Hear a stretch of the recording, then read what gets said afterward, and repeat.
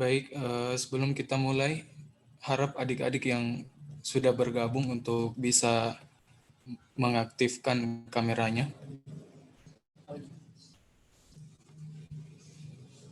Karena berhubung pemateri kita pada pagi hari ini sudah ada di tengah-tengah kita. Karena itu sekali lagi kami menghimbau kepada adik-adik peserta ekskul 1 KTI untuk bisa mengaktifkan kameranya.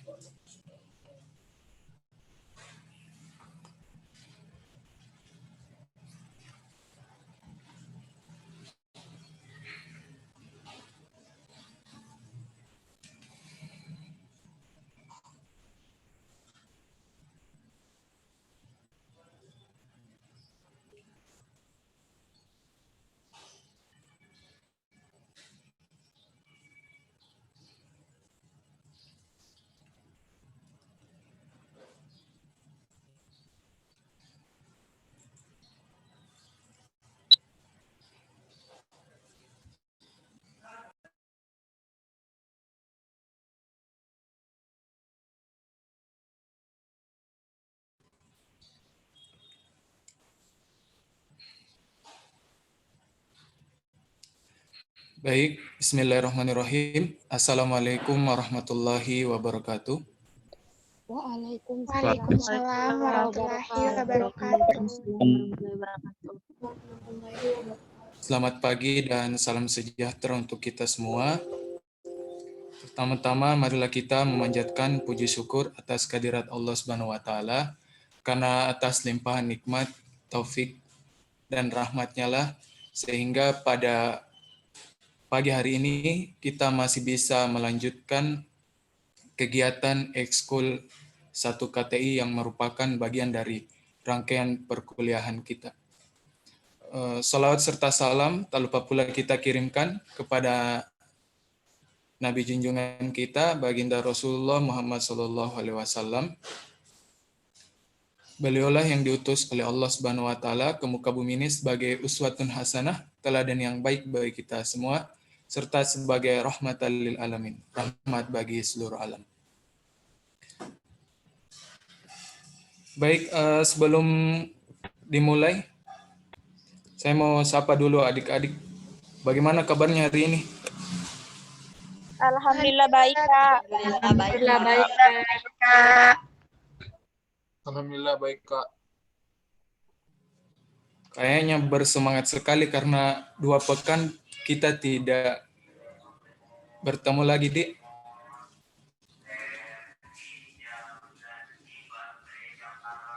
Dan ya, saya kira harus dijaga semangatnya karena berhubung hari ini kita akan melanjutkan materi dan materi kita pada pagi hari ini yaitu terkait teknik presentasi.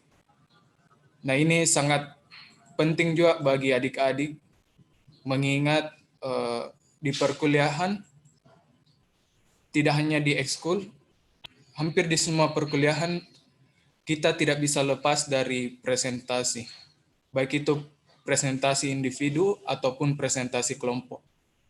Nah, untuk materi ini akan dibawakan langsung oleh pemateri kita dan beliau ini merupakan salah satu alumni dari UKM Prisma Visip Unhas dan beliau merupakan Ketua Umum UKM Prisma Visip Unhas periode 2017-2018. Maaf, 2018-2019. Untuk mengefektifkan waktu kepada Kak Umi Kartika, waktu dan tempat dipersilahkan. Halo, sebelumnya suara saya kedengaran, Dek? Ya, kedengaran, Kak. Kedengaran, Kak? Ini Kedengaran. sepertinya akun Zoom-nya punya batasan 100 partisipan. Jadi saya tidak bisa join nih di pakai HP, ini cuman pakai laptop dan speakernya itu kurang bagus. Kira-kira gimana teman-teman? Ini kedengaran jelas ya? Jelas, Dengaran Jelas, Kak. Jelas, Kak. Oke. Jelas, jelas. Oke. Coba hostnya bisa di screen terlebih dahulu.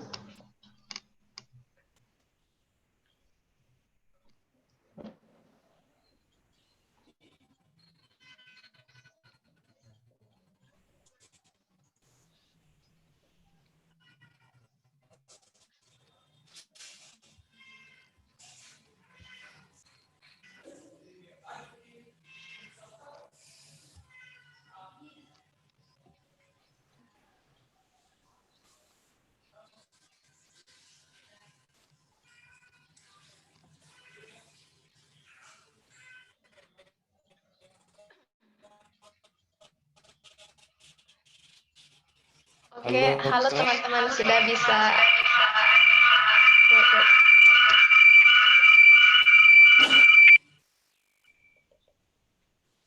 Halo? Maaf, Kak. Suaranya terpantul. Suaranya. Ya. Apa ya? Salah satunya mungkin bisa dikurangi volumenya, Kak. Dimatikan volumenya.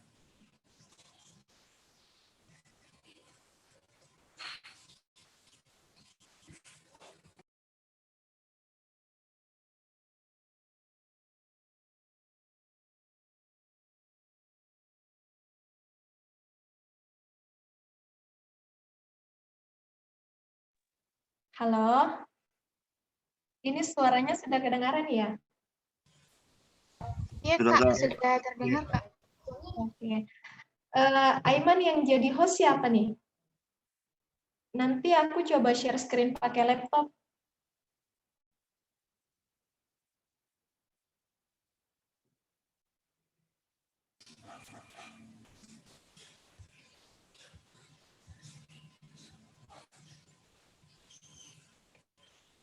Tunggu, Kak. Saya hubungi dulu hostnya.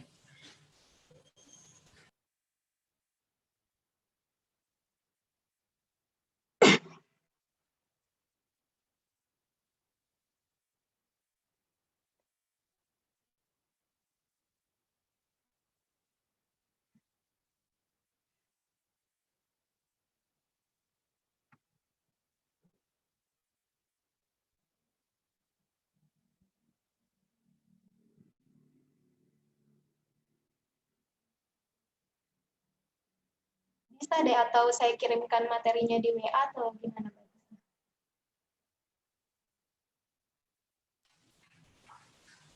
Iya, Kak. Sementara saya hubungi juga, mungkin bisa kirimkan, Kak, supaya mengantisipasi. Oke.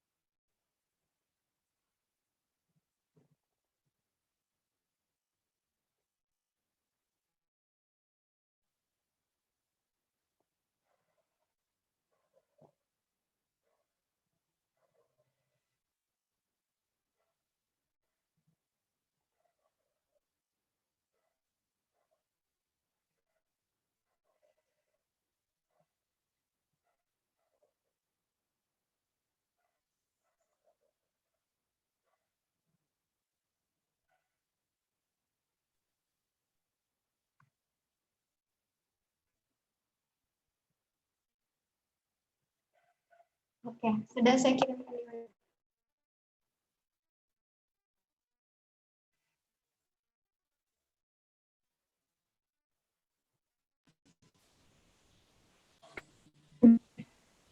Iya, Kak.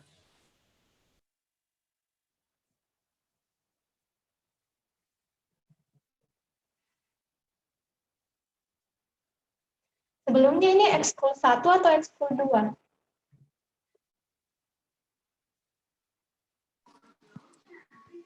Satu, Kak. Ekskul 1, Kak. Satu. Jadi untuk adik-adik mahasiswa baru ya semester 1. Iya, Kak. Iya, Kak. Oke.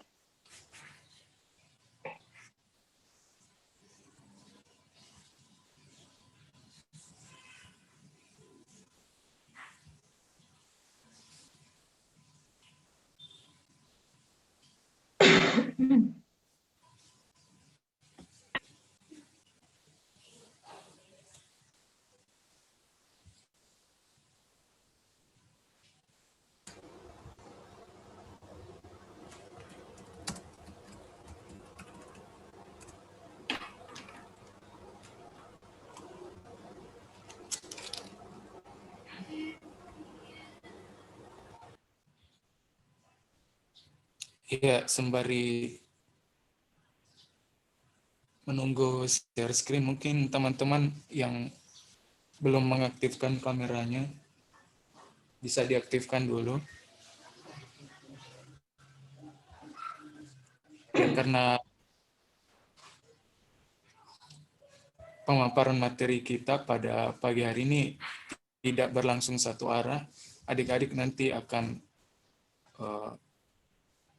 terlibat dalam sesi interaktif dengan pemateri. Jadi sekali lagi diharapkan kepada adik-adik untuk bisa mengaktifkan kameranya.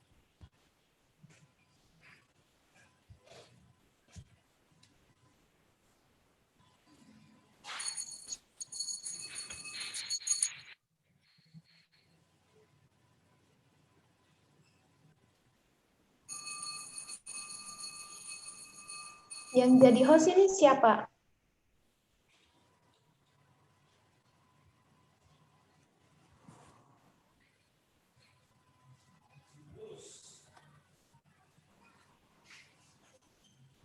Kupel juga, Kak. Cuma mungkin lagi keluar.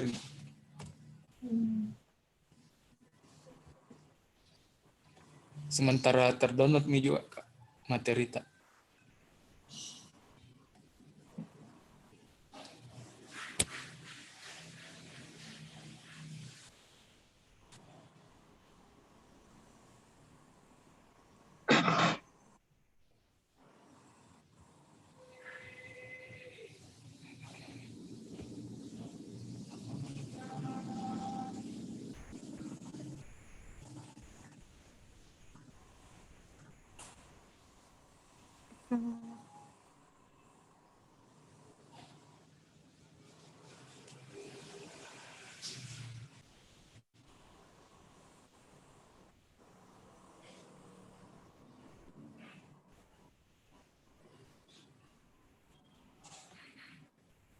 Kamu Mi, mungkin bisa perkenalan diri dulu, Kak.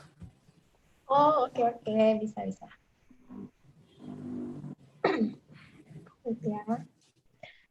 Teman-teman, bismillah, assalamualaikum warahmatullahi wabarakatuh. Waalaikumsalam warahmatullahi wabarakatuh. Sebelumnya, perkenalkan, saya Unika Tika, lulusan Ilmu Komunikasi Universitas Hasanuddin, tentunya khususnya di konsentrasi Public Relation angkatan 2016. Alhamdulillah sekarang sudah alumnus Universitas Hasanuddin, bulan September kemarin wisuda daring. Dan kesibukan sekarang sedang mengembangkan sebuah bisnis di bidang industri kreatif, namanya Panrita Kreatif, bagian dari socialpreneur juga. Terus sedang mengembangkan jasa desain juga, namanya X10 Design. Terus sedang persiapan untuk join di program manajemen pembinaan manajemen perusahaan, namanya itu ada program MT dan di sebelah. Jadi kalau misalnya teman-teman nanti join di bidang karir profesional pasti sering mendengar ini. Jadi ada manajemen training dan manajemen development program sebagai sebuah program untuk pengembangan calon leader di perusahaan-perusahaan tersebut. Nah, terkait dengan materi hari ini saya akan menjelaskan bagaimana yang diamanahkan sama Kakak Kopel di Prisma Visi Unhas, yaitu terkait dengan teknik presentasi. Nah, di teknik presentasi ini sebenarnya banyak sekali ya materinya, tapi secara general yang akan saya jelaskan nanti, hanya 3 komponen utama yang harus ada dalam sebuah presentasi yang baik, yaitu penyampaian materi, yaitu persiapan untuk pembekalan materinya seperti apa, terus penyampaiannya dan proses penyajian untuk membuat sajian slide yang menarik itu seperti apa. Nah, secara general kita akan membahas hal-hal tersebut selama proses penyampaian materi nanti. Mungkin di sini teman-teman ada yang dari jurusan ilmu komunikasi ya? Ada, Kak. Yang ambil ekskul KTI. Ada, Kak. Oke. Banyak, Kak, banyak.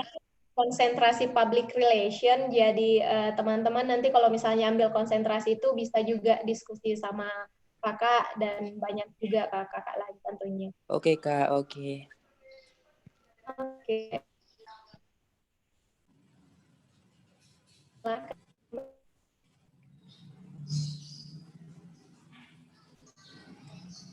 Mohon izin Kak, sudah bisa share screen.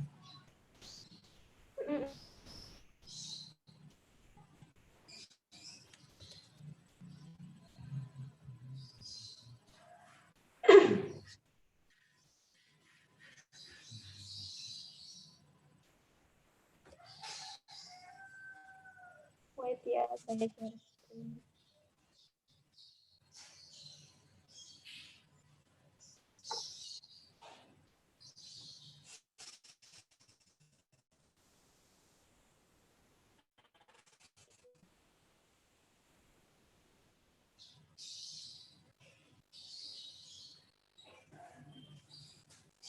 Nah, sudah bisa terlihat ya? Iya, Kak. Iya Kak. Iya, Kak. Jadi, sebagaimana yang saya jelaskan tadi, di pagi hari saya akan menjelaskan terkait teknik presentasi yang baik itu seperti apa. Ini tadi profil saya, teman-teman bisa kontak saya di Instagram @umikartika_kh ataupun di LinkedIn atas nama Umi Kartika. Terus kita ada baiknya memulai diskusi ini dengan cerita, di mana di sini saya ingin menceritakan tentang pengalaman saya selama mengikuti program pelatihan namanya itu LMD Nasional 199 ITB. Harapannya setelah sharing ini teman-teman bisa ambil pelajaran yang saya harapkan bisa menjadi pengantar untuk sebelum masuk ke materi kira-kira teknik presentasi yang baik itu seperti apa. Jadi begini teman-teman. LMD Nasional 199 ini merupakan salah satu program leadership yang dilaksanakan sama teman-teman yang ada di ITB. Jadi kegiatannya itu kurang lebih hampir 4 hari dan konsep kegiatannya itu adalah outdoor, di mana kita diharuskan untuk kita diharuskan untuk datang kepada guru-guru kita, belajar dari guru-guru kita yang sudah ada dan standby di lokasi tertentu. Jadi kita sistem belajarnya di sana kita tidak hadir di kelas doang, terus duduk terus mendengarkan dan mendengar penjelasan dari setiap guru-guru kita. Tapi yang dilakukan adalah kita harus jalan, melewati hutan, terus juga turun ke danau, menyusuri sungai, terus juga sholatnya bahkan di tengah hutan selama 3 atau 4 hari, dan belajarnya itu dari subuh sampai malam, dan itu prosesnya itu tidak diperoleh dengan cara yang mudah. Jadi kalau misalnya kita mau belajar satu materi, kita harus ke lokasi tersebut, kita mau belajar materi lain, ya berpindah lokasi lagi, kita jalan lagi, baik itu kita telusur sungai kah, atau kita harus nanjak lagi ke hutan kah, atau lokasi-lokasi lain yang sistemnya itu semuanya outdoor. Nah, mengapa kemudian saya menjelaskan ini? Karena saya ingin menanamkan konsep ke teman-teman terkait dengan adab belajar. Saya rasa adab belajar ini sangat minim sekali untuk dipahami dan diketahui oleh mahasiswa saat ini.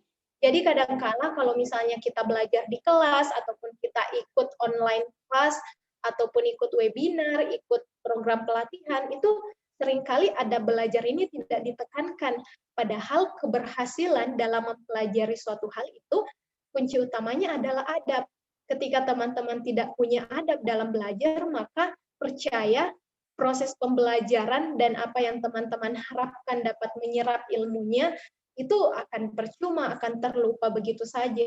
Nah, oleh karenanya seringkali kan teman-teman kalau misalnya sudah selesai kelasnya, kadang setelah kelas itu kita berpikir apa ya yang tadi saya pelajari, kenapa tidak ada yang teringat ya, meski satupun ilmu yang saya harapkan itu sama sekali tidak ada yang keingat karena adab belajarnya itu sudah salah dari awal. Jadi ada 2 poin yang ingin saya sampaikan. Yang pertama adalah semangat dan perjuangan untuk mendapatkan ilmu. Sebagaimana proses pelatihan yang sebelumnya saya contohkan, bahwa untuk memperoleh ilmu itu tidak mudah teman-teman, tidak hanya sekedar duduk, mendengarkan, kemudian selesai, ataupun tidak sekedar datang ke kampus, selesai. Tapi ada belajar yang baik itu kita harus punya semangat dan perjuangan untuk mendapatkan ilmu yang kita inginkan. Karena kalau teman-teman ingin menjadi mahasiswa yang biasa-biasa saja, oke, silahkan datang, duduk, mendengarkan, ujian, selesai. 1 semester berlalu begitu saja. Tapi kalau misalnya teman-teman mau menjadi seorang mahasiswa yang punya kontribusi lebih, punya prestasi lebih, punya pemahaman terkait ilmu yang teman-teman harapkan itu mendalam dan betul-betul dapat diimplementasikan ke depannya, teman-teman harus punya semangat dan perjuangan untuk mendapatkan ilmu ini. Saya kasih contoh, di semester 3 itu saya mengikuti salah satu kompetisi di Kota Malang, dan pada saat kepulangan saya itu bertepatan dengan mid semester, dan dosennya itu tidak punya toleransi untuk memberikan mid semester susulan ataupun mengizinkan kita untuk terlambat datang di proses mid semester tersebut. Oleh karenanya dalam perjalanan pulang habis dari bandara itu saya langsung ke kampus. Bahkan kalau teman-teman tahu di depan Baruga kan ada parkiran tempat penitipan helm. Nah, di situ koper saya yang saya bawa pada saat lomba itu langsung saya bawa ke sana, tidak saya singgah. Saya tidak sempat singgah ke kos, langsung ke kampus, koper saya titip di sana, terus masuk ke kelas, ikut mid semester.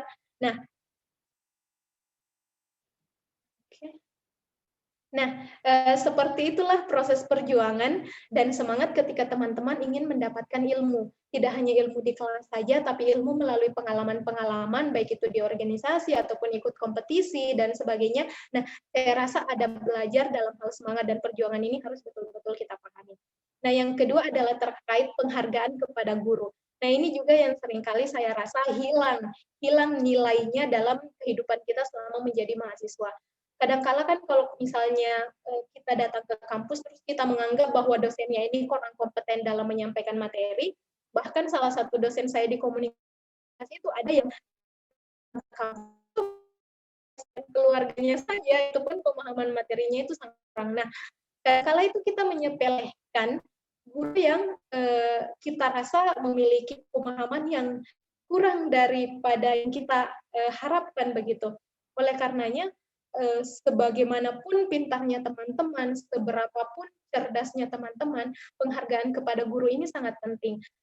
Karena setiap orang pasti memberikan pelajaran yang berharga, setiap orang pasti pantas menjadi guru, jadi baik yaitu kegiatan online kelas ya teman-teman, baik itu on cam ataupun fokus, konsentrasi, mencetak ilmu-ilmunya dan sebagainya. Nah, penghargaan kepada guru inilah yang sangat penting. Oleh karenanya, melalui cerita tadi, saya harapannya teman-teman pikiran terkait mengimplementasikan adab belajar sebagaimana yang kita pelajari pada saat sekolah dasar, bahwa adab belajar ini sangat baik dan tidak bisa kita lupakan meskipun sekarang kita sudah berada di tingkat perkuliahan di institut teknologi, institut yang lebih tinggi lagi, yaitu sebagai seorang mahasiswa. Nah, itu tadi terkait dengan adab belajar. Di sini saya mencantumkan sedikit pesan dari Habib Umar, bahwa orang yang tinggi adab walaupun kekurangan ilmu itu masih lebih mulia daripada orang yang banyak ilmu tapi kurang adab. Jadi teman-teman, semoga pertemuan ini bisa mengingatkan kembali kepada kita untuk pentingnya adab dalam belajar. Nah, Oleh karenanya setelah kita belajar terkait adab, baik itu semangat ataupun adab kepada guru, kita langsung masuk ke materi terkait bagaimana sih kita menciptakan dan mengemas presentasi itu menjadi sebuah presentasi yang baik. Baik itu dalam hal penyampaian materi, baik itu dalam hal proses penyajian, ataupun dalam hal perumusan materinya ini seperti apa. Nah, di sini saya cantumkan ada tiga poin utama yang harus kita perhatikan dalam membuat presentasi yang baik. Yang pertama adalah materi. Jadi, materi ini adalah bagaimana kita mengemas informasi, karena kan sebenarnya tujuan presentasi itu agar ide atau gagasan yang ada di kepala teman-teman itu bisa tersalur kepada audiensnya teman-teman. Jadi agar apa yang saya pikirkan ini bisa saya sampaikan ke teman-teman peserta ekskul. Nah, bagaimana caranya supaya ide yang ada di kepala kita bisa diterima oleh audiens kita adalah dengan menyajikan materi yang baik. Terus yang kedua adalah bagaimana cara penyajiannya. Kira-kira untuk membuat slide presentasi yang bagus itu seperti apa, terus untuk membuat visualisasi materi yang baik itu seperti apa, nah itu yang akan kita pelajari juga. Dan yang terakhir adalah terkait penyampaian. Jadi akan percuma materi dan akan percuma penyajian itu ketika kita tidak menyampaikannya secara menarik. Oleh karenanya, 3 poin inilah yang menjadi main point atau poin inti dari presentasi yang baik itu seperti apa. Terus, selanjutnya setelah kita kemas ketiga poin ini, untuk menjadi seorang untuk menciptakan sebuah good presentation, tentunya kita perlu yang namanya evaluasi. Karena ketika kita tidak mau evaluasi, ya percuma juga, tidak akan ada perubahan yang berarti. Oleh karenanya, semoga ke depannya kita bisa belajar hal-hal ini dengan baik. Nah, selanjutnya, terkait dengan materi. Di sini saya hanya merangkum kira-kira apa sih yang harus dilakukan dan kira-kira apa yang tidak harus dilakukan dalam hal penyajian, dalam hal perumusan materi. Nah, untuk yang pertama yang harus kita lakukan dalam perumusan materi adalah banyak membaca. Teman-teman, kan kendala utamanya yang paling saya rasakan adalah malas. Kalau teman-teman malas membaca, malas cari referensi, malas cari data dan sebagainya, ya materinya tidak akan oke, tidak akan optimal. Jadi yang paling penting ketika kita ingin merumuskan materi, ya banyak membaca, banyak cari referensi, banyak cari sumber data, banyak cari kutipan-kutipan yang sesuai dengan materi kita. Oleh karenanya banyak membaca ini merupakan salah satu hal yang sangat penting. Yang kedua adalah kuasai materi. Karena kalau misalnya teman-teman tidak kuasai materi, ya audiensnya teman-teman juga kayak kurang percaya dengan kita. Oleh karenanya penguasaan materi ini sangat penting saya rasa. Yang ketiga adalah susun rapi dan terstruktur. Nah, kadang-kala kan seseorang itu berbicara kayak tidak jelas poin per poinnya apa. Oleh karenanya audiens mendengarnya kayak apa ya yang disampaikan. Padahal kan untuk menyampaikan sesuatu itu ada baiknya tersusun rapi dan terstruktur. Nah, tersusun rapi dan terstruktur inilah yang harus kita lakukan dalam hal penyajian materi yang nantinya akan kita presentasikan. Yang keempat adalah sertakan data. Kadang-kala orang itu malas mencari data dalam menyampaikan informasi, padahal data itu akan sangat mendukung materi yang ingin kita sampaikan. Karena tanpa data, orang tidak akan percaya. Kalau hanya sekedar kutipan tanpa data yang memberikan kekuatan terhadap argumentasi teman-teman, ya itu akan percuma. Oleh karenanya, teman-teman dalam mencari materi yang oke untuk dipresentasikan itu ya sertakan data. Nah, yang terakhir adalah tambahkan kutipan yang menarik. Nah, ini salah satu elemen penting juga, karena dengan kutipan yang menarik, orang akan tergerak untuk membacanya, orang akan tergerak untuk mendengarnya. Oleh karenanya, kutipan yang menarik ini juga menjadi salah satu poin yang harus kita lakukan dalam hal perumusan materi. Nah, kira-kira yang tidak boleh kita lakukan dalam perumusan materi itu ya seperti apa? Nah, untuk yang poin pertama di sini saya yang paling menjadi kesalahan adalah ketika teman-teman merasa malas. ketika teman-teman malas cari materi, sebagaimana yang saya sampaikan tadi, mencari referensi, ya teman-teman janganlah malas-malas, karena kalau misalnya kondisi di kegiatan di kampus itu ketika diminta untuk presentasi sama dosen, kadang-kala ya mau asal jadi, asal pemenuhan tugas saja, padahal proses presentasi di kelas itu menjadi pembelajaran, teman-teman belajar untuk kemudian teman-teman implementasikan teman-teman menjalani proses selama perkuliahan. Terus juga jangan berbelit-belit, karena kalau kan berbelit-belit tidak to the point itu kadang-kadang merasa bosan, padahal perhatian orang itu kan sangat singkat untuk bisa memperhatikan materi yang kita sampaikan, oleh karenanya jangan berbelit-belit. Terus terlalu banyak informasi, jangan terlalu banyak informasi, jangan terlalu banyak kutipan, jangan terlalu banyak kata-kata, langsung to the point saja. Terus yang terakhir, jangan ketika memiliki informasi. Kadang-kadang kita memuat dalam presentasi, tapi kita tidak mencantumkan sumbernya, itu bukan buah pikiran kita. Teman-teman harus menentukan sumber data atau teman-teman. Nah, itu tadi terkait materi. Ini adalah terkait dengan penyajian. Kira-kira untuk penyajiannya itu yang harus dilakukan dan yang tidak harus dilakukan itu seperti apa? Nah, yang pertama yang harus dilakukan untuk penyajian slide presentasi adalah pahami prinsip desain presentasi.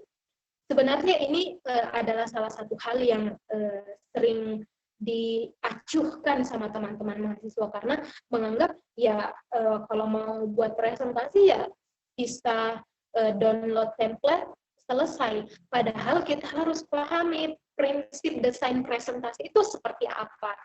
Sebenarnya banyak sekali prinsipnya, baik itu dari pemilihan warna, pemilihan font, visualisasi, pemilihan gambar, dan sebagainya. Namun di sini saya akan menjelaskan beberapa saja. Yang pertama adalah terkait prinsip warna. Jadi teman-teman ketika membuat slide presentasi, usahakan menggunakan color palet warna. Jadi kalau misalnya, kalau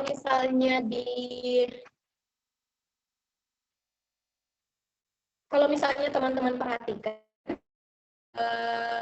di slide yang saya buat ini punya 4 palet warna. Ada yang warna biru, terus ada yang warna abu-abu, ada yang warna hijau, dan ada yang warna pink. Jadi sebenarnya yang optimal palet warnanya itu ada 3-4 warna yang bisa teman-teman kemas dalam bentuk penyajian presentasi. Nah, kalau warnanya sampai 5, 6, 7 warna itu sangat berlebihan sekali dan akan sangat kurang baik ketika teman-teman membuat presentasi dengan banyak sekali warna. Oleh karenanya teman-teman upayakan kalau pemilihan warna di slide presentasi itu 3-4 warna. Dan sebenarnya rumusnya ada, nanti untuk teman-teman yang jurusan ilmu komunikasi nanti insya Allah akan diajarkan kira-kira rumus pemilihan warna itu seperti apa. Tapi secara generalnya ada rumus yang menggunakan persentase, misalnya 60%, 30%, terus 20%. Jadi 60, 30, 20. Jadi kalau misalnya mayoritas warna ini 60%, berarti warna selebihnya ada itu 20% untuk warna biru dan 30% warna biru dan 20%-nya warna abu-abu. Jadi sebenarnya untuk penyajian itu sebenarnya ada tekniknya juga untuk menentukan warna dan color palette itu seperti apa. Nah, selanjutnya sesuaikan jenis font. Jadi untuk penyajian slide presentasi kan secara general kita kenal ada 3 font. Yang pertama adalah dekoratif, yang kedua ada serif, dan yang ketiga ada sans serif. Ya, kalau misalnya teman-teman tujuan presentasinya berupa ilmiah, hal-hal yang berbau ilmiah, berbau penelitian, maka gunakan huruf yang sifatnya itu serif. Misalnya Times New Roman itu huruf yang sifatnya serif. Tapi kalau misalnya teman-teman yang mau mempresentasikan hal-hal yang sifatnya tidak terlalu ilmiah, di bawah santai dan materi-materinya tidak menunjukkan data yang detail dan proses penelitian, maka teman-teman bisa menggunakan jenis font yang sans serif. Sans serif itu kayak Calibri. Nah, misalnya ini yang saya gunakan ini Calibri karena kan materi yang saya sampaikan tidak berbau penelitian, makanya saya gunakan Calibri. Nah, yang ketiga yang dekoratif itu ketika teman-teman ingin menyajikan presentasi yang sifatnya adalah keindahan, misalnya teman-teman mau mempresentasikan produk kecantikan ataupun karya seni ataupun fashion, itu biasanya menggunakan font-font yang sifatnya dekoratif yang kayak banyak modelnya, font-font yang seperti itu yang sifatnya dekoratif. Jadi untuk penyesuaian font bisa menyesuaikan dengan 3 jenis font tersebut. Nah, yang keempat adalah perbanyak visualisasi. Jadi kan kalau kita membuat desain presentasi itu biasanya mayoritas teman-teman mahasiswa itu lebih memilih untuk mempresentasikan kata-kata daripada memberikan gambar dalam bentuk visualisasi. Jadi upayakan kalau misalnya teman-teman ada waktu, perbanyak visualisasi dalam hal penyusunan slide presentasi yang menarik. Dan yang kelima adalah informasi itu berupa poin, bukan penjelasan, karena kan materinya adalah PowerPoint, makanya yang disampaikan itu berupa poin-poinnya saja, tidak usah penjelasan. Terus yang terakhir, jika harus menggunakan template presentasi, cantumkanlah sumber teman-teman. Ini yang seringkali menjadi kesalahan ketika teman-teman memilih template presentasi tapi tidak mencantumkan sumber template-nya itu dari mana. Itu merupakan sebuah kesalahan. Oleh karenanya, teman-teman usahakan cantumkan sumber di mana teman-teman memperoleh template presentasi yang digunakan.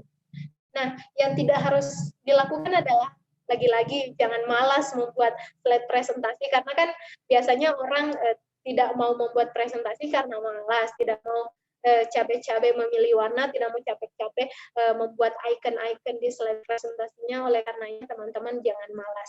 Nah, yang kedua, jangan memilih template secara sembarangan. Jangan ketika temanya adalah ilmiah, template-nya itu berbau keindahan. Jangan. Terus jangan hanya sekedar copy paste, jangan terlalu banyak tulisan, jangan terlalu banyak transisi juga. Terlalu banyak transisi itu kita kehilangan konsentrasi, terlihat tidak indah ketika terlalu banyak transisi yang digunakan. Terus yang selanjutnya, jangan teman-teman tidak mencantumkan sumber gambar, karena gambar itu punya hak milik, oleh karenanya teman-teman cantumkan sumbernya, dan jangan memilih template presentasi yang terlalu banyak icon, terlalu banyak hal-hal yang berbau hiasan-hiasan tapi tidak memberikan makna teman-teman sampaikan. Terus terkait dengan penyampaian, yang harus teman-teman lakukan adalah pahami materi dengan baik. Latihan, jangan malas untuk latihan. Karena kan kalau orang merasa, oh saya sudah oke public speaking, tidak perlu latihan. Padahal latihan baik untuk nanti situasinya akan seperti apa dan hal-hal yang ingin disampaikan apa-apa saja.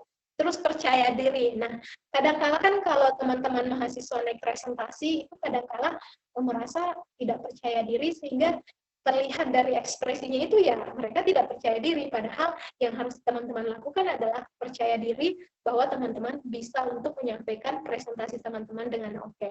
Terus juga bahasa tubuh.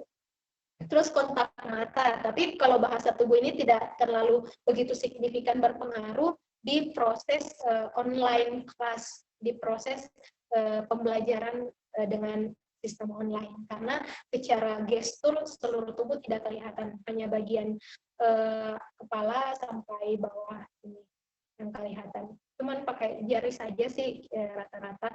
Terus juga kontak mata, usahakan teman-teman kontak mata dengan audiens. Kalau online kelas berarti kontak matanya dengan kamera. Terus kelancaran dalam bertutur ini juga salah satu hal yang penting. Oleh karenanya, kenapa kita latihan adalah supaya kita lancar dalam bertutur nanti pada saat presentasi. Nah, yang tidak harus dilakukan, lagi-lagi malas. Jangan malas untuk latihan, jangan malas untuk membuat slide, jangan malas untuk mencari materi. Kuncinya adalah jangan malas. Terus jangan bertele-tele, hargai waktu orang lain, karena kita tahu waktu orang lain itu sangat berharga untuk mereka. Jadi jangan bertele-tele, to the point saja. Terus jangan selalu mau membaca materi, jadi apa-apa dibaca, padahal penguasaan materi yang baik itu kan menjadi poin kunci dari keberhasilan presentasi. Makanya belajar, latihan, pahami materi supaya tidak membaca pada saat proses presentasi berlangsung. Terus jangan terlihat cemas, kayak takut pada saat awal presentasi, jangan sampai terlihat cemas, karena audiens kita akan memperhatikan bahwa oh ini kayaknya tidak menguasai materi, oh ini kayaknya paham deh materinya. Nah, hal-hal tersebut yang harus teman-teman perhatikan. Kedua dari terakhir adalah tertawa ketika ada kesalahan. Biasanya kan kalau teman-teman presentasi di kelas, tapi di sini kan mahasiswa baru masih belum sempat presentasi di kelas. Tapi kalau realita pada saat presentasi di kelas itu biasanya pada saat teman kita melakukan kesalahan, biasanya mereka tertawa. Padahal tertawa itu merupakan sebuah kesalahan. Ketika teman-teman melakukan kesalahan, jangan sampai tertawa, karena kalau teman-teman tertawa itu menambah kesalahannya teman-teman pada saat presentasi nanti. Dan yang terakhir adalah jangan mengucilkan audiens. Misalnya nih teman-teman, saya berpikir, oh ini audiensnya mahasiswa baru kok, nggak usah latihan deh. Oh ini audiensnya cuman ini kok, nggak usah banyak persiapan deh. Padahal audiensnya teman-teman itu adalah audiens terbaik yang diberikan oleh panitia untuk teman-teman menyampaikan materi yang menurut teman-teman adalah materi terbaik yang teman-teman sampaikan. Oleh karenanya, janganlah mengucilkan audiens, tetap hargai audiensnya teman-teman, tetap yakin bahwa mereka pantas mendengarkan materi yang oke dari kita. Nah, yang terakhir adalah evaluasi. Nah, di sini saya mengutip, ini sepertinya share screen-nya sudah selesai. Nah, di sini saya mengutip perkataan dari C.S. Lewis yang mengungkapkan bahwa kamu tidak bisa kembali dan mengubah awal saat kamu memulainya, tapi kamu bisa memulainya lagi dari mana kamu berada sekarang dan ubah akhirnya. Maksudnya adalah kita tidak akan bisa mengubah apa yang telah terjadi di presentasi kita, tapi kita bisa mengubah apa yang akan terjadi di presentasi selanjutnya. Oleh karenanya, kenapa perlu evaluasi agar kita bisa belajar kira-kira kekurangan saya selama proses presentasi sebelumnya apa, sehingga menjadi pembelajaran untuk presentasi selanjutnya harus bagaimana. Nah, mungkin itu dari saya terkait penyampaian kira-kira bagaimana teknik presentasi yang baik. Lebih dan kurangnya mohon dimaafkan. Kalau mau buka diskusi selanjutnya, silakan. Assalamualaikum warahmatullahi wabarakatuh. Waalaikumsalam warahmatullahi wabarakatuh. Waalaikumsalam warahmatullahi wabarakatuh. Ya, terima kasih Kak Umi atas penyampaian materinya. Tentu dengan pertemuan ini kita dapat materi yang luar biasa, karena sekali lagi kehidupan sebagai seorang mahasiswa tidak lepas dari presentasi, karena hampir di beberapa kelas presentasi menjadi bagian dari pembelajaran dan tentunya sangat penting untuk kita persiapkan. Mengingat salah satu penilaian dosen juga dalam perkuliahan adalah bagaimana cara kita presentasi. Untuk lebih mendalami lagi teknik presentasi, saya persilahkan adik-adik yang ingin bertanya. Kita masih punya banyak waktu, sekitar 15 menit untuk berdiskusi terkait teknik presentasi. Yang ingin bertanya, silahkan diaktifkan audionya. Saya Kak. Saya Kak. Ya. Saya Kak. Ya, satu-satu di Oke. sebut nama dan prodi. Baik, terima kasih. Perkenalkan, nama saya Muhammad Taran Kamal dari Prodi Ilmu Politik 2020. Yang saya mau tanyakan, kan tadi ada beberapa penjelasan bahwasanya kita tidak boleh masih membaca dan sebagainya.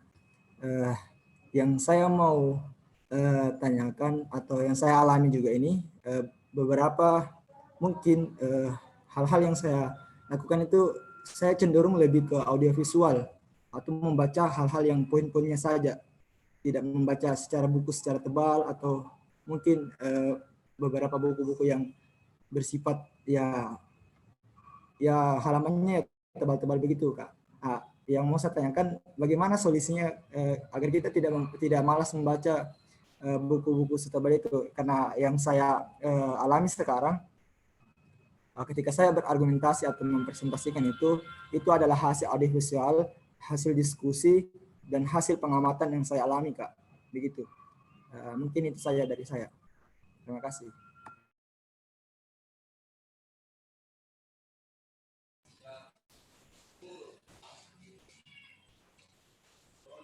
Ya, mungkin Kak Umi langsung dijawab saja dulu, Kak. Oke, jadi mungkin kita samakan persepsi dulu ya terkait yang dimaksud membaca itu seperti apa. Jadi kalau sepemahaman saya, membaca itu tidak terbatas pada teks, tidak terbatas pada buku. Tapi membaca itu bisa juga mediumnya adalah audiovisual sebagaimana yang disampaikan tadi. Beda kalau konteksnya memang membaca buku berarti teks, berupa teks. Tapi kalau misalnya kita membaca hal-hal lain, ya membaca itu bukan hanya sekedar ketika kita mengutip A, B, C, dan sebagainya, tapi persepsi saya membaca adalah ketika kita mampu memahami apa yang kita dengarkan, ketika kita mampu memahami apa yang kita lihat. Jadi audiovisual itu merupakan salah satu medium yang bisa kita gunakan untuk memahami informasi ataupun konsep ataupun gagasan yang ingin teman-teman gali. Jadi hal tersebut tidaklah salah, hal tersebut bukanlah sebuah kesalahan karena sekarang itu medium pembelajaran sudah sangat banyak sekali, apalagi dengan hadirnya YouTube, dengan hadirnya sosial media, informasi-informasi itu yang menarik dilihat adalah melalui visual. Karena sebagaimana yang saya sampaikan tadi, visual itu memang lebih menarik daripada teks. Mau tidak mau, kita harus mengakui hal tersebut. Oleh karenanya, ketika teman-teman memilih medium pembelajarannya berupa visual, maka itu oke-oke saja. Selama sumbernya jelas, selama informasi yang disampaikan benar. Kalau menurut saya sih, hal tersebut bukan sebuah kesalahan, tapi membaca buku tetap harus dilatih, harus teman-teman mau tidak mau harus teman-teman paksakan karena seringkali banyak informasi-informasi yang tidak divisualkan. Misalnya banyak materi-materi kita di kampus yang masih patokannya adalah buku karena belum ada bentuk visualnya.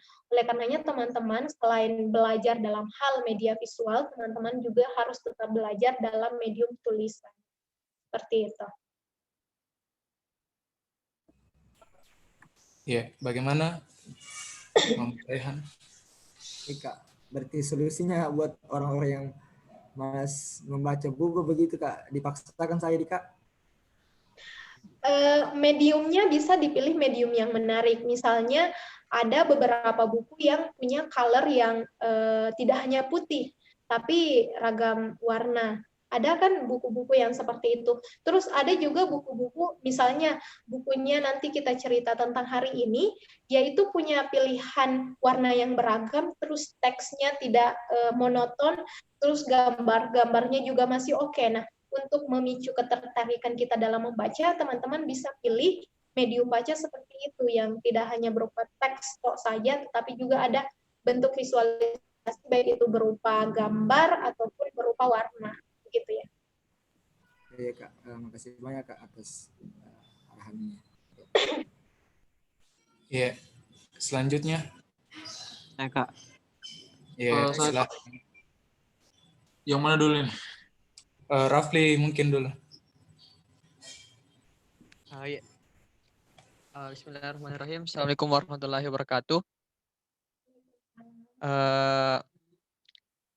Salah satu hal yang kemudian tadi disampaikan oleh kakak yang paling penting dalam proses presentasi adalah bagaimana agar cara penyampaian kita terhadap audiens itu dan para audiens itu bisa mengerti apa yang kemudian kita sampaikan. Dan menurut saya hal itulah yang kemudian menjadi salah satu hal yang paling sulit untuk kemudian kita wujudkan dalam proses presentasi yang baik. Karena beberapa pengalaman yang pernah saya lalui, khususnya dari segi presentasi, itu terkadang kita kemudian dihadapkan pada kondisi yang gugup, kondisi yang kemudian tidak percaya diri karena audiens kita itu menurut kita orang-orang yang lebih paham materi tentang kita. Misalnya dosen kita atau orang-orang yang orang-orang hebat selain kita, sehingga hal itu membuat kita cenderung untuk tidak percaya diri untuk menyampaikan materi presentasi kita seperti itu. Nah, yang ingin saya tanyakan Kak dari problem tersebut, bagaimana sebenarnya cara kita untuk menjaga konsistensi presentasi kita agar apa yang kemudian kita ingin sampaikan itu betul-betul bisa diterima atau betul-betul bisa dipahami oleh para audiens kita. Terus kita tidak minta-minta jika kemudian terjadi suatu hal yang tidak diinginkan, misalnya dalam proses penyampaian materi kita blank atau lupa tentang materi yang ingin kita sampaikan, mungkin karena faktor gugup dan sebagainya, itu untuk agar tetap terlihat tidak tidak lupa terhadap materinya, itu tips-tipsnya seperti apa, Kak? Terima kasih.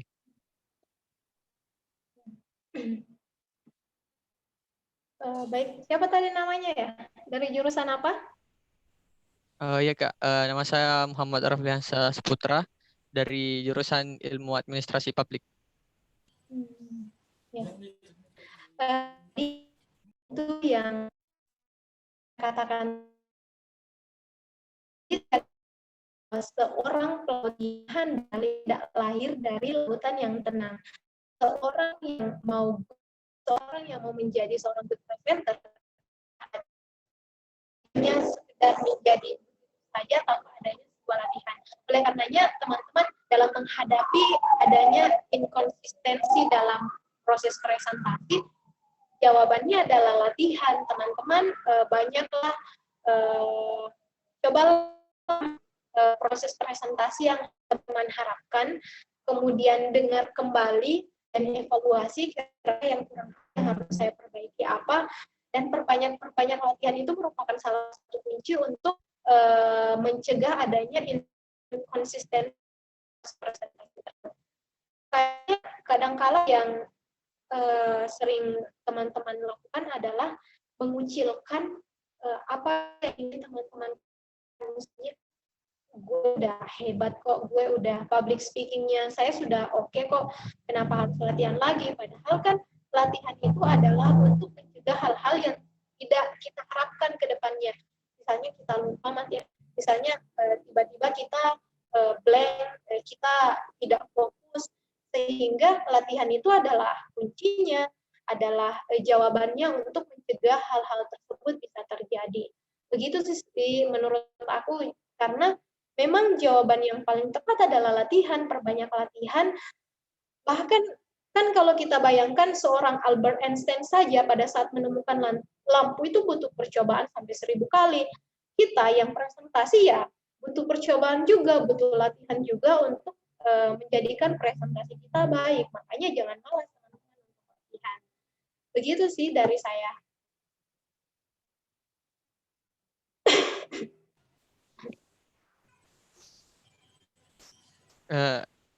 Iya Kak. Tapi misalnya kan kita kan kemudian kan terkadang ada kondisi yang kemudian membuat kita tiba-tiba blank, maupun kemudian kita telah mempersiapkannya jauh-jauh hari, tapi kita tidak bisa pungkiri terkadang ada kondisi tertentu yang tiba-tiba membuat kita blank, entah karena kondisi yang akan kita hadapi audiens yang berbeda dengan sebelumnya atau dan sebagainya. Nah, yang ketika kita berada pada kondisi tersebut, untuk kemudian membuat agar proses presentasi kita tetap berjalan baik, kira-kira kita harus arahkan seperti apa, Kak? Apa kemudian kita harus selingi dengan bertanya ke audiens atau dan sebagainya, seperti apa, Kak? Terima kasih. Oh iya, jadi itu juga salah satu kunci, salah satu manfaat dengan membuat slide presentasi adalah supaya apa yang ingin kita sampaikan itu terarah. Jadi kalau misalnya kita lupa, kita bisa next ke slide selanjutnya untuk lihat, oh poin yang ingin kita sampaikan itu sebenarnya apa. Nah, itu juga salah satu kunci mengapa slide presentasi itu sangat penting adalah untuk mengingatkan poin-poin yang ingin kita sampaikan seperti apa. Terus juga bertanya ke audiens itu tergantung pada jenis pola presentasinya itu apa. Karena kalau misalnya teman-teman presentasi pada saat ujian sidang skripsi, itu teman-teman tentunya tidak bisa bertanya. Jadi tergantung kondisinya. Kalau misalnya memungkinkan untuk bertanya, misalnya audiensnya itu adalah seminar dan sebagainya, itu oke-oke saja. Tapi kalau misalnya audiensnya dosen yang ingin menguji kita, bertanya adalah sebuah kesalahan. Begitu. Iya Kak, terima kasih Kak untuk penjelasannya. Ya, makasih Rafli. Ya, selanjutnya Ahmad Rehan. Sudah 2 Rehan, Di. Ya, silakan. Baik Kak, terima kasih atas kesempatan yang diberikan. Jadi pertanyaan saya tuh Kak, jadi basically orang kalau misalnya kayak membawa presentasi, kadang kayak kita sebagai audiens itu kadang kayak merasa ngantuk, kadang kayak tidak terlalu menarik, kayak anggaplah kita virtual Zoom ini, kita juga enggak yakin sepenuhnya orang juga bisa juga kayak mendengar atau menyimak dengan materi yang telah dipaparkan oleh Kak Umi Kartika. Jadi yang saya mau katakan di sini Kak, jadi sewaktu-waktu kita sebagai mahasiswa nanti ada kayak momen di mana kita sebagai orang yang akan membawa materi kepada audiens-audiens, baik itu kepada dosen ataupun mahasiswa, bagaimana kita bisa memberikan mereka rasa interesting begitu Kak, bagaimana kita bisa menarik mereka untuk kayak menyimak, mereka bisa mendengarkan materi yang kita kasih, karena jujur kita sebagai pemateri juga kalau ada hal yang seperti itu kan kita juga merasa kayak tidak dianggap lah Kak, kita merasa tidak enak lah begitu. Jadi yang saya mau tanya, bagaimana kita menyajikan kita punya presentasi, bagaimana kita memberikan bahasa-bahasa yang kita gampang keluarkan, mudah kita pahami, dan orang-orang juga gampang mudah dia mengerti, dan mereka tertarik dan bisa menyimak sampai akhir lah Kak, dengan akhir presentasi. Mungkin cuma itu Kak, sekian Kak. Terima kasih. Mungkin untuk menjawab pertanyaan ini, saya mengambil contoh dari presentasi yang dilakukan oleh Steve Jobs, penemu iPhone, Apple. Jadi, strategi yang diberikan oleh Steve Jobs untuk mengikat audiens, yang pertama adalah mengangkat cerita. Ketika teman-teman mengangkat cerita di awal proses penyampaian teman-teman, maka itu salah satu kunci untuk memberikan ketertarikan kepada audiensnya teman-teman. Seperti halnya Steve Jobs pada saat menjelaskan terkait inovasi iPhone, dia itu tidak menjelaskan iPhone ini A, B, C, D, E, F, dan sebagainya, tapi dia membawa cerita kenapa iPhone muncul, kenapa iPad muncul, apa permasalahannya. Oleh karenanya, cerita ini adalah salah satu kunci untuk menarik perhatian audiens. Dan untuk menarik kembali perhatiannya, yang bisa dilakukan yang kedua adalah dengan bertanya, sebagaimana yang disampaikan tadi sama temannya. Bertanya adalah salah satu hal yang bisa kita lakukan untuk menarik kembali perhatian audiens. Tapi ingat, sesuaikan dengan kepada siapa kita melakukan presentasi. Jangan sampai tadi kepada dosen pada saat ujian sidang kita bertanya. Ketika kita bertanya, dosen kadang menganggap bahwa mereka sebagai presenter bertanya karena kita adalah orang yang paling menguasai materi. Nah, yang selanjutnya adalah gunakan visualisasi. Jadi Steve Jobs itu menggambarkan iPhone di presentasinya itu tidak menjelaskan ABC dan sebagainya, tapi dia menggunakan visualisasi. Visualisasinya ada 3. Yang pertama adalah mendengarkan lagu di kantor dan yang dijelasannya telepon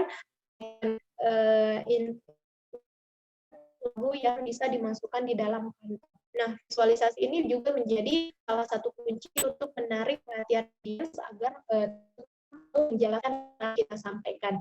Dan yang terakhir adalah kutipan.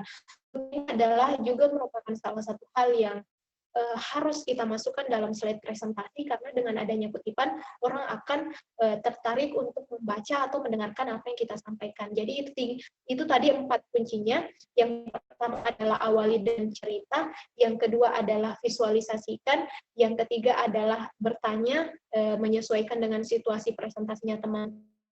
Keempat adalah teman-teman bisa apa tadi ya, visualisasi apa ide yang ingin teman-teman sampaikan kepada audiens.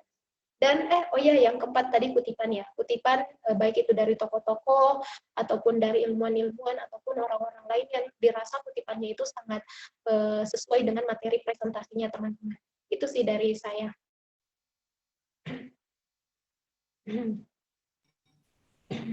Iya, bagaimana Rehan? Boleh bertanya lagi Kak atau tidak bisa? Kalau masih berkaitan Ya. boleh.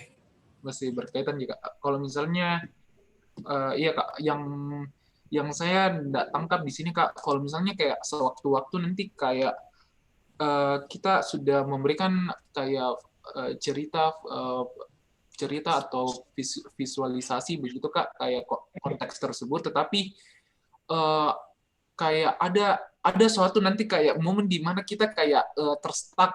Misalnya kita membawakan cerita begitu, kita membawa cerita yang sebenarnya relate dengan apa yang kita mau presentasikan, tetapi audiens itu sebagai orang yang mau terima bersih Kak, mereka mau tidak mau kita harus profesional begitu Kak. Bagaimana? Apakah kita harus membangun sebuah cerita yang betul-betul memang harus ke sebuah realita, ataukah bisa kita membuat memang cerita-cerita yang memang bisa menjadi bahan kayak orang kayak tertarik begitu, kayak anggaplah bahan cerita yang sebagai perumpamaan Kak, contohnya begitu. Mungkin cuma itu Kak. Terima kasih. Oh iya. Tidak ada sih patokan bahwa cerita yang disampaikan harus berupa fakta, harus berupa pengalaman kita sendiri, harus berupa pengalaman orang lain.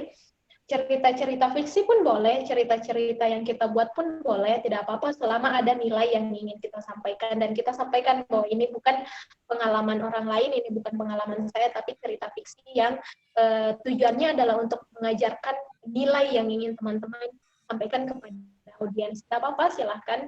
Ketika cerita-ceritanya ya tidak sesuai dengan apa yang kita alami, tidak sesuai dengan pengalaman orang lain, tapi berupa fiksi pun boleh.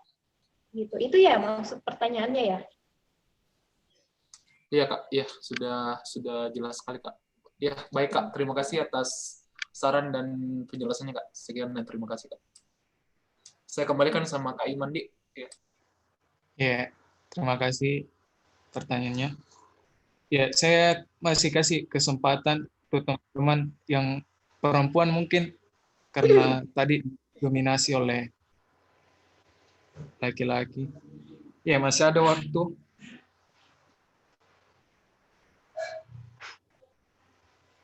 Saya, Kak.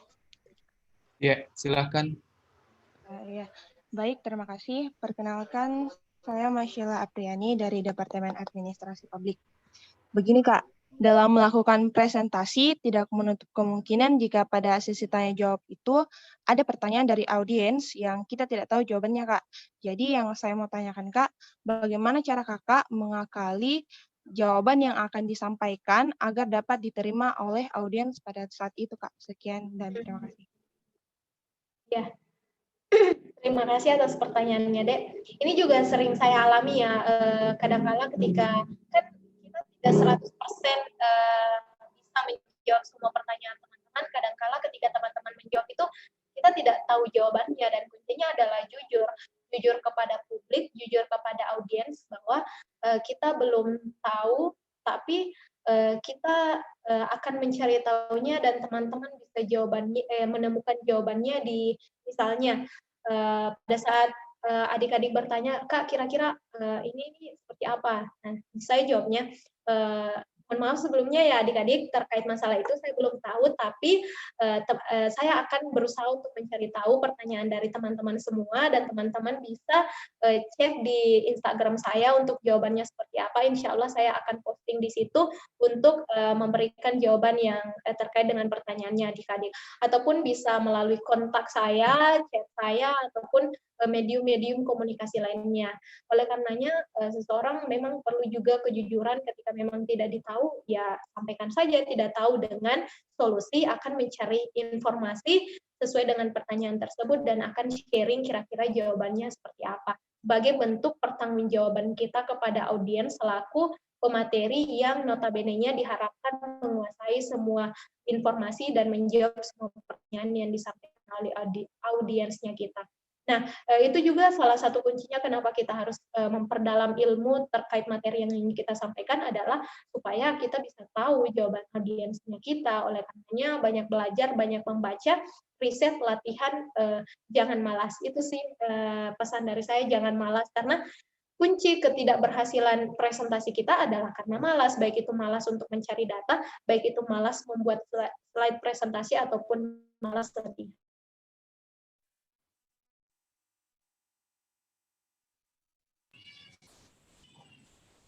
Iya, saya kembalikan ke Adik. Ya. Baik, Kak. Terima kasih untuk penjelasannya. Ya, masih ada waktu sekitar 4 menit. Adik-adik yang masih ingin bertanya. Sekaligus juga saya mengingatkan bahwa untuk tugas final nanti itu bakalan ada presentasi. Jadi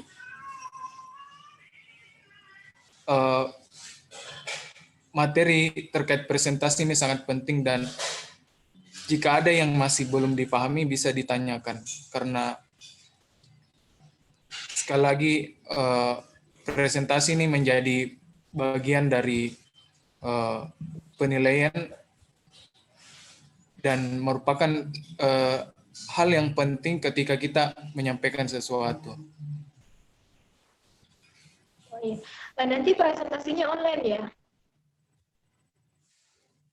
Iya, Kak. Oke, jadi sedikit tips dari saya ketika kemudian teman-teman mau presentasi online, yang pertama adalah gunakan sedikit transisi. Kalau perlu tidak usah ada transisi, tidak apa-apa. Karena kadangkala kalau kita online, transisinya itu akan berjalan lambat.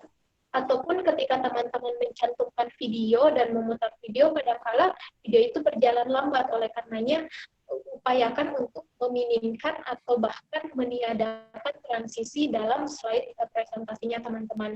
Yang kedua adalah tes audio. Teman-teman bisa gunakan 2 perangkat untuk cek audionya teman-teman yang ingin digunakan itu sudah bagus, sudah terdengar dengan jelas atau tidak. Terus yang ketiga adalah latihan presentasi depan kamera. Karena kan ketika kita presentasi depan audiens secara langsung itu akan berbeda dengan ketika kita presentasi depan kamera, karena fokusnya kita hanya satu, yaitu di kamera, sedangkan kita juga mau melihat di slide presentasi tulisannya apa. Oleh karenanya latihan juga presentasi di depan kamera. Itu sih dari saya.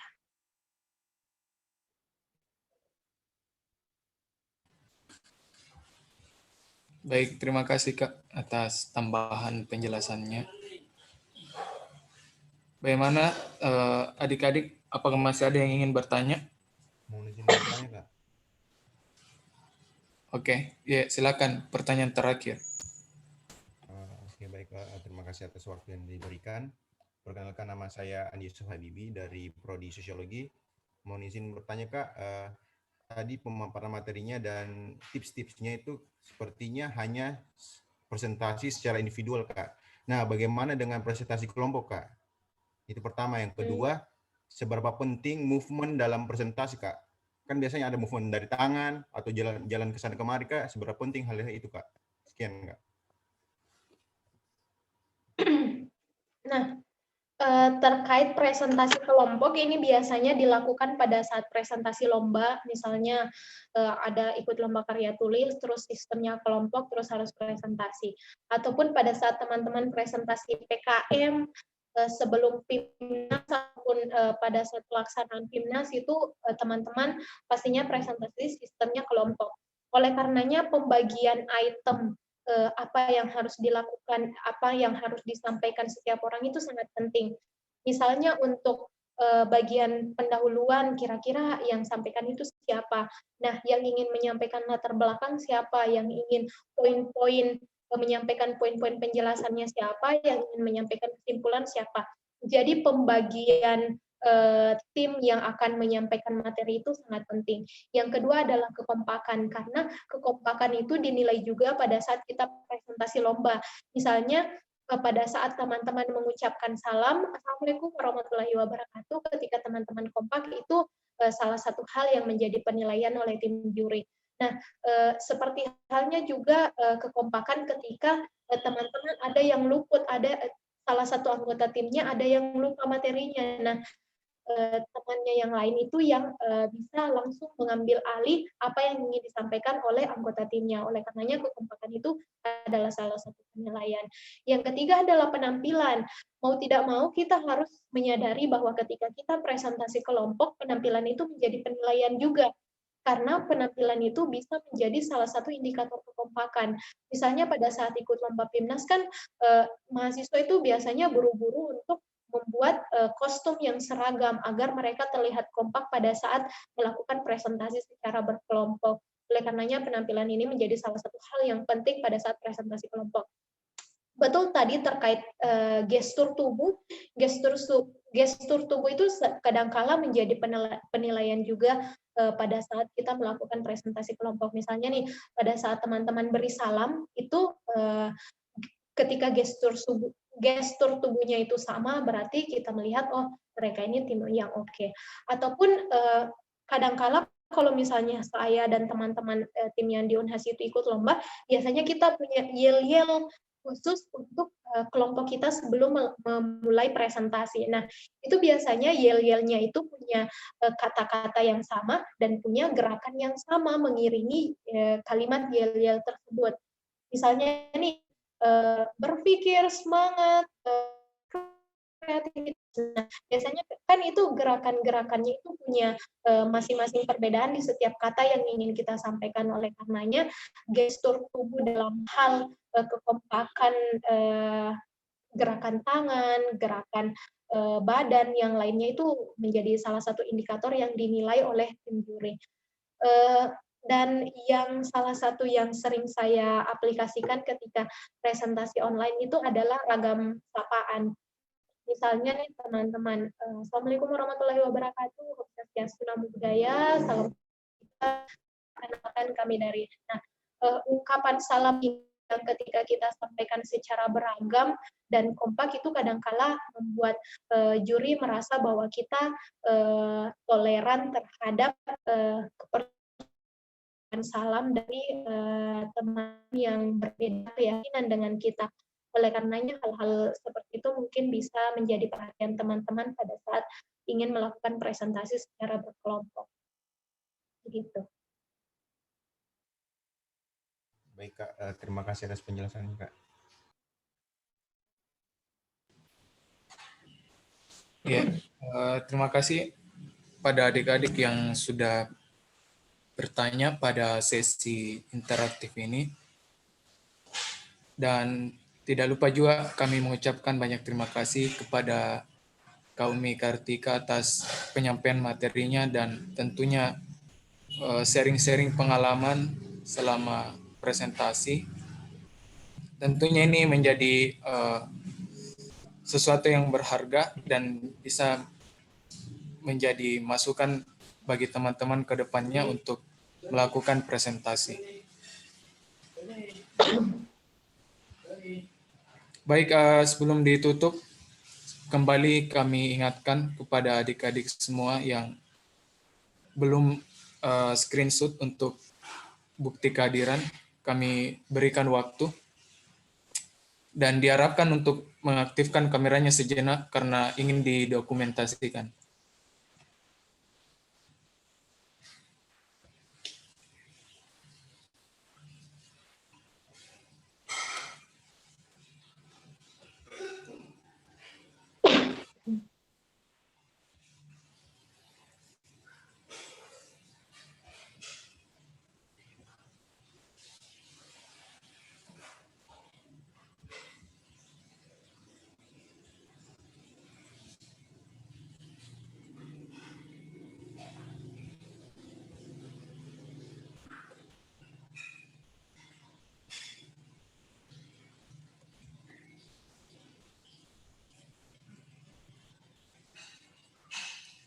Baik, terima kasih adik-adik. Selanjutnya untuk keperluan absensi nanti akan dikirimkan linknya secara langsung oleh kakak Kupel di grup ekskul 1KT. Baik, sekian pertemuan kita pada pagi hari ini. Sekali lagi kami ucapkan banyak terima kasih kepada adik-adik yang sudah menyempatkan untuk bergabung di room Zoom ini. Dan sekali lagi kami minta maaf kepada adik-adik yang tidak sempat untuk bergabung di room Zoom karena keterbatasan kapasitas dari room Zoom. Tetap jaga semangatnya, tetap jaga kesehatan. Sampai jumpa di pertemuan selanjutnya. Saya tutup dengan mengucapkan wabillahi taufiq wal hidayah. Wassalamualaikum warahmatullahi wabarakatuh. Waalaikumsalam warahmatullahi wabarakatuh. Terima kasih. Terima kasih, Kak. Izin live. Terima kasih, Kak. Terima kasih banyak, Kak. Terima kasih, Kak.